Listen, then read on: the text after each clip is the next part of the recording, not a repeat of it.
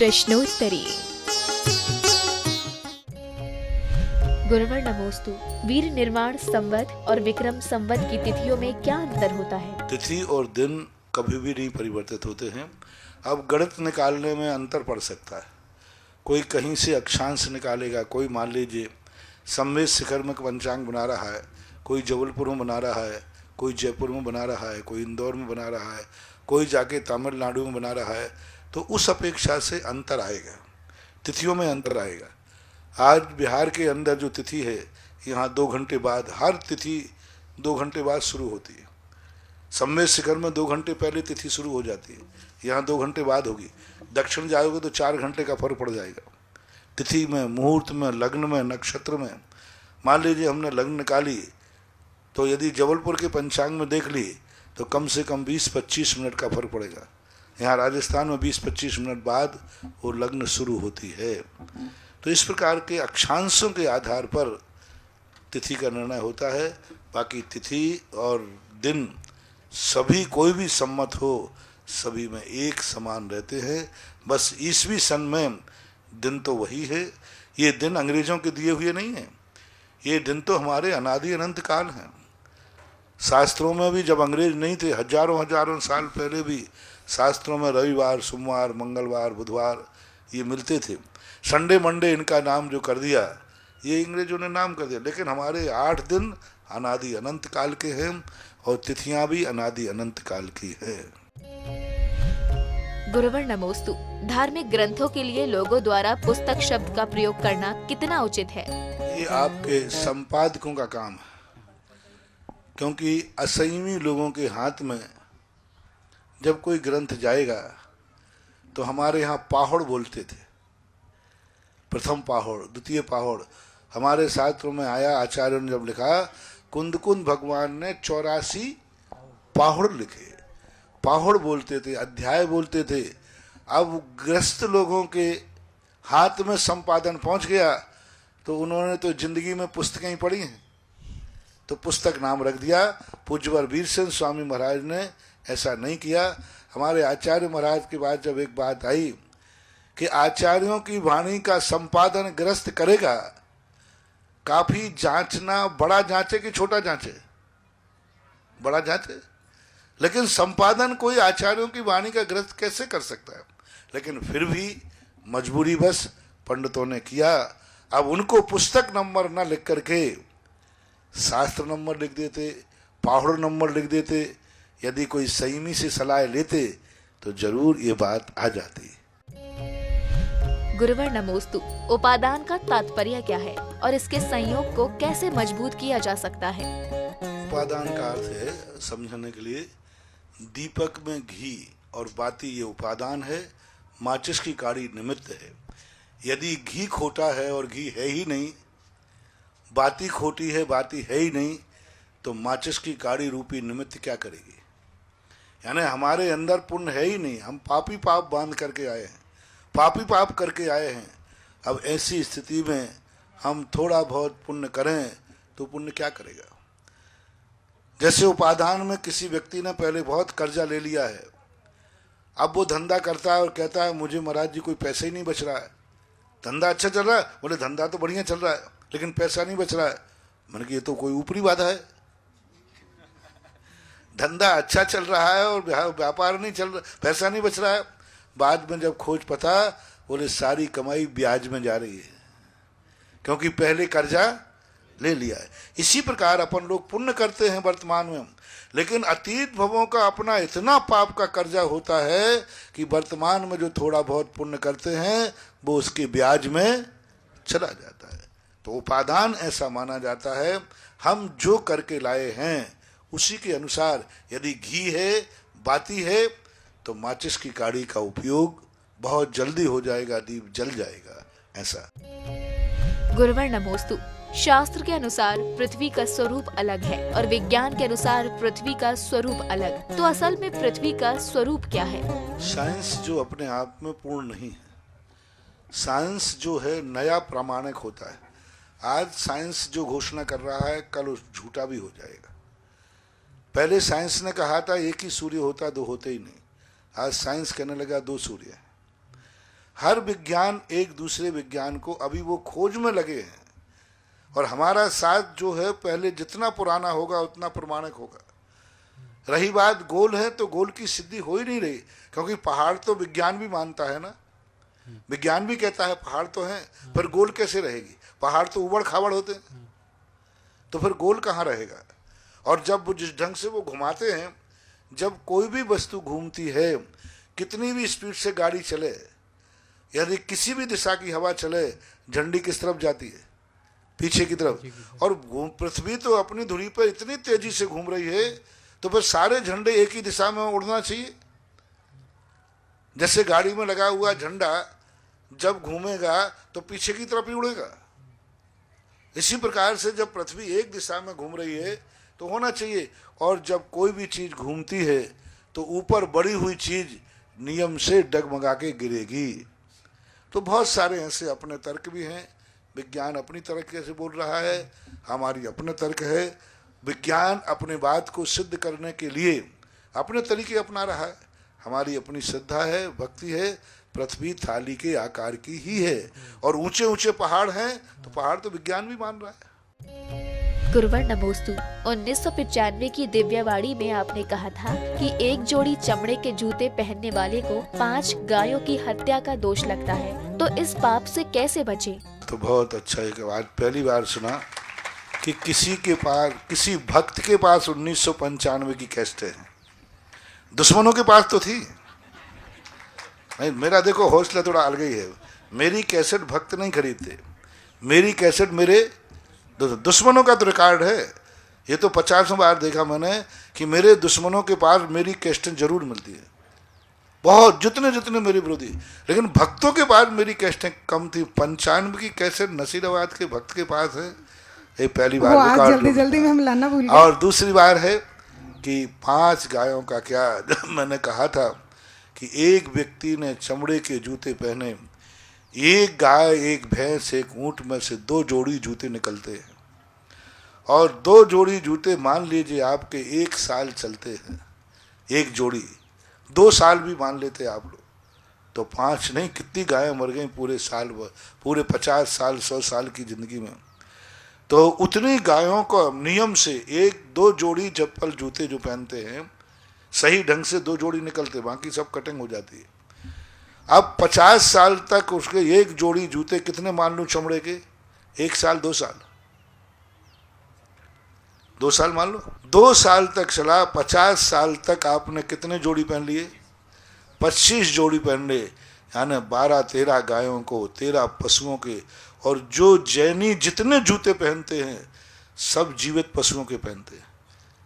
पहले जो किसान लोग पहनते थे मरे हुए पशु का पहनते थे, लेकिन आप लोग वे जूते तो पहनते ही नहीं है, वो उसकी क्वालिटी अलग होती थी। आप लोग कहने लगे बाटा के, कैरोना के, ये सब जीवित पशु के बनते हैं। जो किसान लोग पहनते थे वो मरे हुए पशुओं के बनते थे, मर करके उनका, क्योंकि उनका चमड़ा कड़ा होता है। और जो जो तुम लोग पहनते हैं, जैनी जितने पहनते हैं, और आजकल बाटा कैरोना के जो जूते पहनते चमड़े के, ये नियम से अपनी जिंदगी में 10-20 गायों को, पशुओं के हत्यारे हैं। एक पशु की हत्या करने का पाप, तो इतने पशु, क्योंकि आप उपभोक्ता हैं, उपभोक्ता के कारण से ही पशु कट रहे हैं। यदि उपभोक्ता बंद हो जाए तो अपने आप विक्रेता माल नहीं बेचेगा। इस प्रकार की बहुत अच्छा है, उनकी कैसेटों का असर उन पे हो, और बहुत अच्छा है बच्चों। नमोस्तु महाराज। गुरुवर नमोस्तु। गुप्त दान और उजागर दान में से कौन सा श्रेष्ठ दान है? सबसे अच्छा तो है उजागर करके जो दान दिया जाता है, क्योंकि हमारे शास्त्रों में लिखा है कोई भी धर्म प्रभावना के साथ होना चाहिए। गुप्त उपवास करना, गुप्त व्रत करना, गुप्त पूजा करना, जैन दर्शन कहता है आपने एक सम्यक दर्शन कम कर लिया। आपने व्रत किया, जैन दर्शन कहता है उद्यापन करो, दुनिया को ढोल पीट के बताओ, उद्यापन करो। और इतना बड़ा महत्व बताया है कि तुमने व्रत किया और एक दिन का उद्यापन नहीं किया, प्रभावन। उद्यापन का अर्थ होता है उजागर। उद्यापन शब्द ही है उद्घाटित करना, उद्योतित करना। जो तुमने व्रत किया है, तो उस व्रत को डबल करो। यानी गुप्त दान देना है तो डबल दो, और उजागर दान मान लीजिए 1 लाख दिया तो गुप्त दान 2 लाख देना पड़ेगा, तब 1 लाख का पुण्य लगेगा। ठीक है महाराज। क्योंकि सुनो सुनो, व्रत आपने गुप्त कर लिया, कोई भी व्रत नियम लिया और पाल लिया, उद्यापन नहीं किया तो व्रत डबल करना पड़ेगा। और तुमने दुनिया में उजागर किया, प्रभावना की, तो हमारे यहाँ सब शास्त्रों में लिखा दान पूजा प्रभावना के अंग हैं। दान पूजा प्रभावना के अंग हैं, इनको गुप्त करने की जरूरत ही नहीं है। उजागर कर दान दो, सबको मालूम चलना चाहिए, ये पहला मार्ग है। क्योंकि सम्यक दर्शन का एक प्रभावना अंग है। तुमने जो किया है वो दुनिया को बताओ, तुमने जो पाया है दुनिया को दिखाओ। तुमने जो कुछ किया, आज मैंने सुंदरी यदि चुपचाप विधान कर लेती तो आज उस सिद्ध चक्र मंडल विधान से हजारों लाखों लोगों का क्या होता। जब भी तुम्हें किसी डॉक्टर ने अच्छी दवाई दी है और तुम ठीक हुए हो और चुपचाप बैठ गए, आप 100 लोगों को बताइए वो डॉक्टर अच्छा है, वहाँ मैं ठीक हुआ हूँ। बोलो, एक अच्छे डॉक्टर के पास जाकर के तुम ठीक हो गए तो चुपचाप अपने घर में बैठ जाना चाहिए कि 10 लोगों को बताना चाहिए? श्रेष्ठ कौन सा है? 10 लोगों को बताना। उससे क्या फायदा है? 10 लोगों को वो पुण्य भी तुम्हें मिलेगा कि नहीं? एक तो तुम ठीक हो गए और 10 लोगों को बताया तो 10 लोग भी ठीक हो जाएंगे, वो पुण्य एक्स्ट्रा है कि नहीं है? इसी प्रकार दान उजागर देना चाहिए। दान और पूजा, हमारे यहाँ आज साधु के लिए आहार देते हैं, किवाड़ बंद करने का निषेध किया है, बहुत बड़ी बात है। हमारे यहाँ जब आप दान देते ना, आहार दान का उदाहरण दे देता हूँ। आहार दान में आप ये नहीं कि महाराज को अंदर करो किवाड़ बंद कर लो, साधु अंतराय कर देता है। आप बंद कमरे में साधु को आहार नहीं दे सकते, उजागर दो, दुनिया देखे, मनुष्य नहीं पशु भी देखे। आप देखिए, अब दान, एक दान का उपलक्षण ले लेना। दान महाराज जी को कराना, सीधे महाराज को अंदर करो, कबाड़ बंद करो, शांति से कराओ। नहीं, महाराज का पेट तो भर जाएगा, तुम्हारा भी कल्याण हो जाएगा। लेकिन देखने वाले पशु, अरे महाराज का आहार हो रहा था, गिलहरी, चूहा, बंदर, इनका देखने मात्र से कल्याण हो गया। तो दान हमेशा उजागर, जैसे साधु का हार दान उजागर होके दिया जाता है, बंद होके हार नहीं दिया जाता। ये आगम का वचन है। यही उपलक्षण मानना, हर दान में उपलक्षण मानना, दान हमेशा उजागर होके देना चाहिए। बस शर्त है, कोई यदि उजागर देने में, अब ये तो मार्ग हुआ, अब दान देने में तुम्हें कोई सरकारी डर है तो, दान देने में चोरों का डर है तो, दान देने में भाई का डर है तो, दान देने में परिवार का डर है तो, कि अभी क्लेश हो जाएगा, तो फिर दान गुप्त ही देना चाहिए, लेकिन दान देना चाहिए। पर महाराज, दान देने से कई लोगों को अहम भी तो आ जाता है कि सिर्फ मान बढ़ाई के लिए भी कोई करते हैं लोग। कोई नहीं देता, कोई अहम को नहीं देता। मैं कहता हूँ चलो जितने को अहम को दो तो सही, अहम के लिए दो। अरे अहम के लिए दोगे तो हाथी बनोगे, सूकर से तो बच जाओगे। चलो कोई बात नहीं। मेरे लिए लोगों ने कहा कि महाराज जी दान देता है, मान करण के कारण जो धन कर से मूड, मरकर हाथी होएगा आगे करके सूढ़। मैंने कही बहुत बढ़िया, कम से कम दान देने वाला हाथी तो हुआ, और जो दान नहीं दे रहा है वो तो सूकर होगा। तो अब बताओ, दोनों में से सूकर और हाथी, जल्दी बोल दो। हाथी अच्छा है, हाथी अच्छा। एक ने नहीं दिया और एक ने दिया तो वो हाथी हुआ, और एक नहीं दे रहा है वो तो नरकों में जाएगा, और कम से कम मान के लिए भी देगा तो गजराज ही तो बनेगा, गजराज ही बनेगा। ऐसा पॉजिटिव सोचना चाहिए। गुरुवर नमोस्तु 11 के 17 दैनिक नियम है, उसमें तांबुल और विलेपन का अर्थ क्या है? तांबुल का अर्थ होता है पान, और विलेपन का अर्थ होता है कोई भी लेप जो सुगंधित कराने के लिए शरीर के अंदर पहले लेप लगाते थे, विलेपन करते थे, उसके बाद स्नान कर लेते थे। पहले विलेपन करते थे, फिर स्नान करते थे, और बाद में स्नान के बाद भी एक विलेपन। जैसे आप लोग स्नान करने के बाद हल्का सा तेल लगाते ना, क्यों लगाते हो? रुक्षता आ जाती है। तो इसी प्रकार विलेपन होता है कि किसी भी क्रिया करने के बाद एक विलेपन कर लेते हैं, जिससे स्नान आदि से जो रुक्षता आई है वह रूक्षता खत्म हो जाए। और एक स्नान के पहले का विलेपन का मिलता है तो वो शरीर को स्वच्छ करने के लिए विलेपन होता है। मूर्तियों पर भी विलेपन का उल्लेख मिलता है, प्रतिष्ठा पाठों में ऐसे विलेपन के उल्लेख हैं, लेकिन वो मात्र औषधि के रूप में है। वो कोई मंत्र नहीं है, कोई अभिषेक विधि नहीं है, कोई मंत्र आदि के माध्यम से नहीं, वो मात्र एक मूर्ति के एक औपचारिक क्रिया के रूप में स्वीकार किया है। गुरुवर नमोस्तु। फोल्डिंग वेदी पर भगवान को विराजमान करना उचित है या अनुचित? कई बार साधुगण उस वेदी को पूर्व मुखी तो कभी उत्तर मुखी कर देते हैं, तो क्या करना चाहिए? पहली बात है कि संसार में कितने डॉक्टर हैं।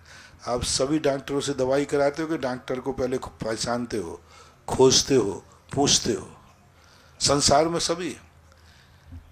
तो ऐसा जो आया जो कर गया, आप पहले गुरु की पहचान कीजिए ना, वो गुरु है कि नहीं। दूसरी बात, उन गुरु को इस संबंधी नॉलेज है कि नहीं। जैसे आप डॉक्टर का बोर्ड लगा है तो चले जाते हो, या ये पूछते हो ये डॉक्टर किस में स्पेशलिस्ट है?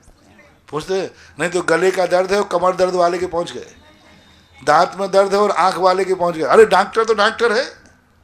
अरे भाई डॉक्टर डॉक्टर है नहीं, आंख का इलाज कराना है तो दांत वाले डॉक्टर के यहाँ नहीं जाना, आंख वाले के जाना।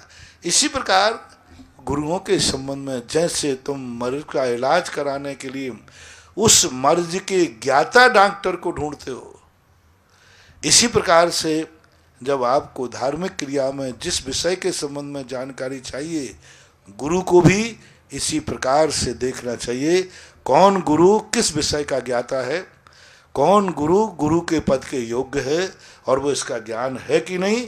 आप खुद परीक्षा कीजिए, आजू बाजू पूछिए, जो पहले मरीज हो ठीक हो गए हैं उन मरीजों से भी परामर्श कीजिए। गुरु कीजिए जान के, पानी पीजिए छान के। गुरुवर नमोस्तु। भगवान के भावमंडल में 7 भव दिखते हैं, पर पुराणों में 10 भवों का भी विवरण है, तो इसका क्या तात्पर्य है? 10 भवों का वर्णन है, भावमंडल में 7 भव दिखते हैं। हाँ। 7 भव का उल्लेख मिलता है, लेकिन उनके भवों का जो वर्णन है 10 भव का किया, कोई ज्यादा क्या कर ले। अपन ने पूछे नहीं प्रश्न, या आचार्यों ने उसको उल्लेख नहीं किया, कितने लिखते। हाँ वही पूछा भगवान तो अनंत भव देखते हैं। अच्छा, भगवान नहीं। भावमंडल में 7 भव झलकते हैं। हाँ। भगवान के केवल ज्ञान में तो अनंत भव झलकते हैं। वो तो अनंत भव पहले भी अपन पूछे। देखो महावीर स्वामी ने ऋषभ देव के समय कौन सा भव माना जाए मारीच का, महावीर स्वामी का? एक कोड़ा कोड़ी सागर वर्ष पहले महावीर स्वामी मारीच की पर्याय में थे। उसके बाद उन्होंने कितने भव धारण किए? 60,000 बार तो 8 करोड़ बार तो गधा बने वो। कितने बार नरक गए, कितने बार निगोद गए। इन सारे भवों के पहले भी केवली भगवान ने खुद कहा, मैं इतने भवों पहले ऋषभ देव का पोता मारीच था। तो केवल ज्ञान में तो अनंत पर्याय सब झलकते हैं। वो भामंडल की बात है, उसमें 7 भव दिखते हैं।